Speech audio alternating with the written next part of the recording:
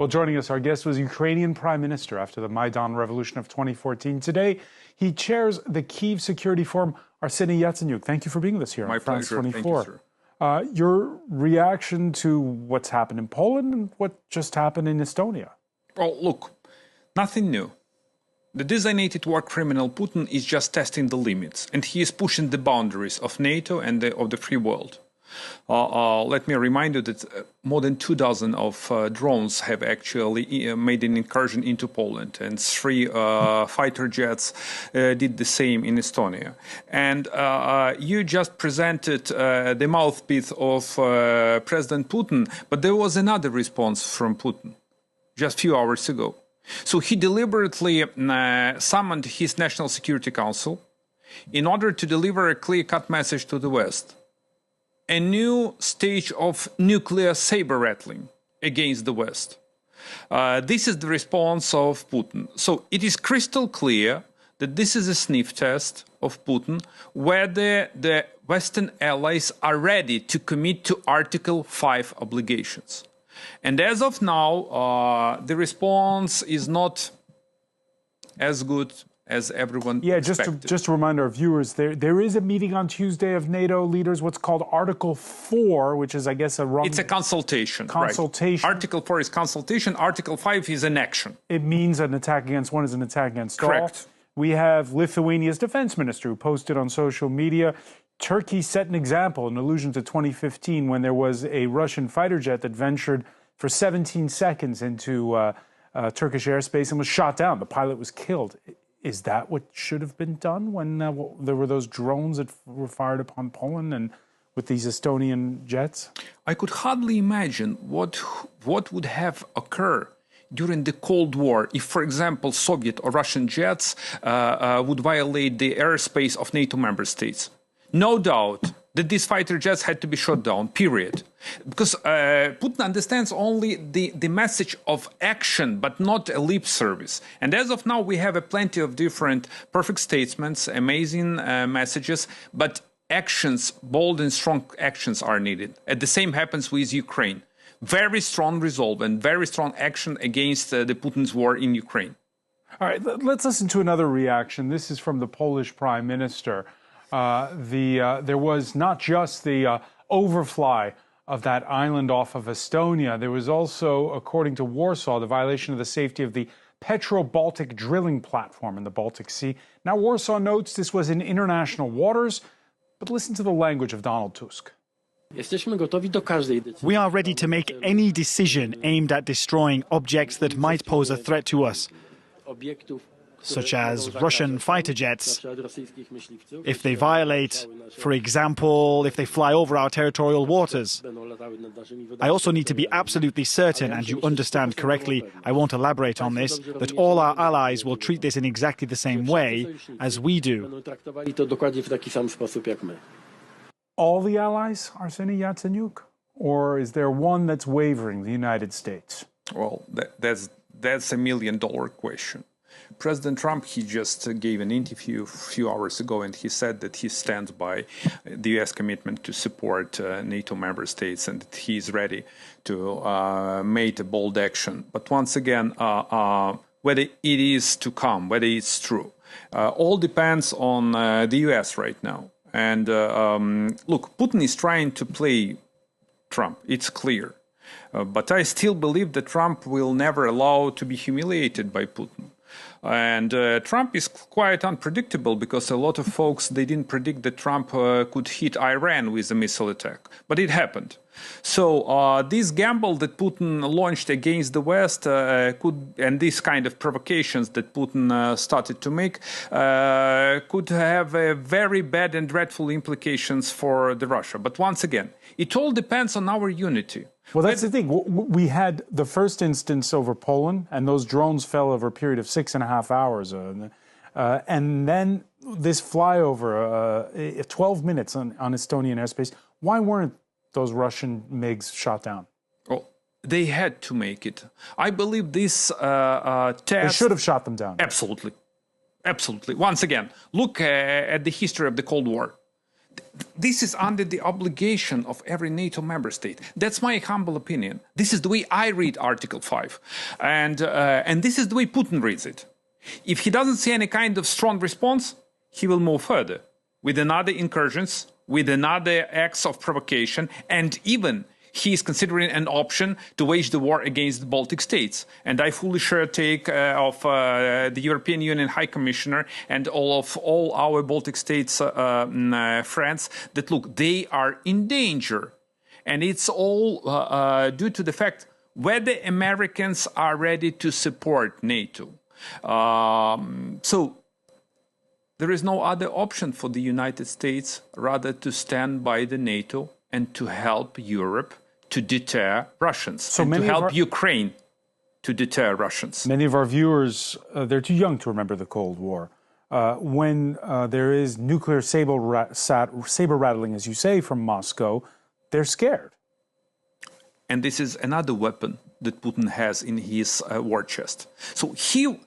But is it legitimate to be worried? Is it legitimate to be worried about nuclear saber rattling? It is always legitimate to be worried, but it's more legitimate to find a remedy against these kind of worries.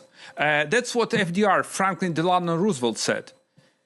The main fear is fear itself. So it is Putin that has to be scared of nuclear potential of France, of the UK, of the United States, and of entire NATO. And it is Putin and autocrats that have to realize that you guys stay united and you can punch these kind of dictators and aggressors. As we did, I mean, Ukrainians, no one expected that Putin, who actually crafted a blitzkrieg to take over Kyiv just in 3 days, that he will fail. And Ukraine is fighting like hell for 3.5 years against an armed-to-the-teeth nuclear state. So we are an example. So follow the line. So what does Volodymyr Zelenskyy, the Ukrainian president, say to Donald Trump? They'll be meeting on the sidelines of the UN General Assembly this week in New York. What is how does he broach this with Trump? It seems to me that they got along. The relations between Trump and Zelensky are much better than Putin expected. Let me put it this way. Despite that meltdown we saw in February at the White House. Right. So this is the bad part of the history. We turned this page. I believe that President Zelensky will send a very clear message to President Trump. The world is watching you, Mr. President. You have enough strengths. You are very strong. You are bold. But whether you are ready to act, that's the way the history will judge you. And we heavily rely on you, Mr. President.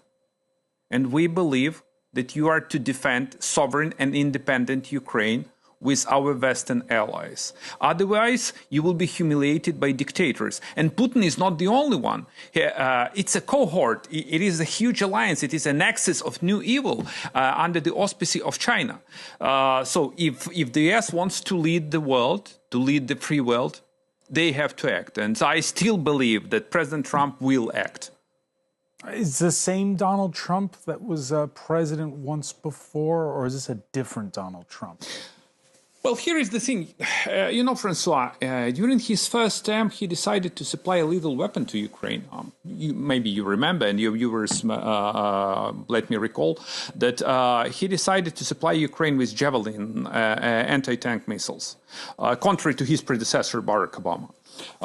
This time, President Trump expected to get some kind of concessions during this notorious Alaska meeting with Putin.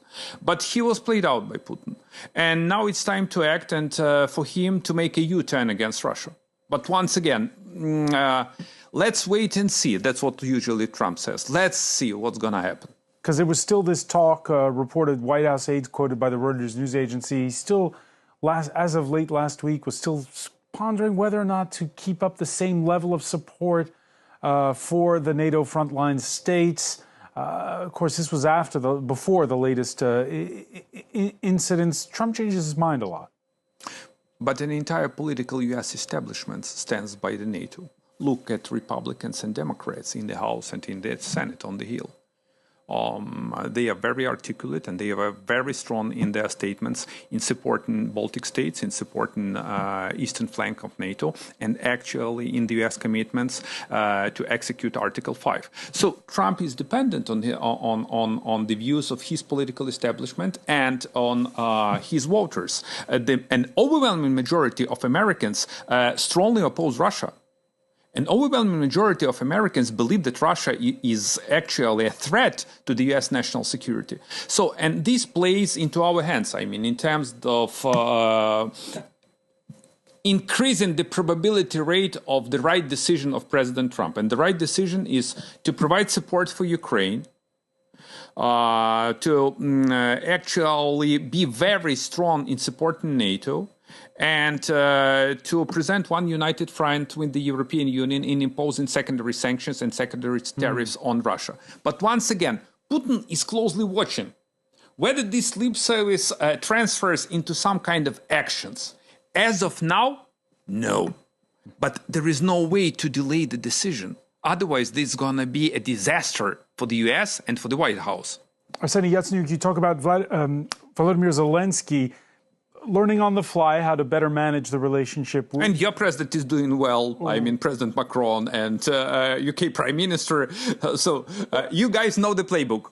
But what about Zelenskyy himself? How has he changed in the time that he's been president? Is he different? My country has faced a tremendous challenge, historic challenges.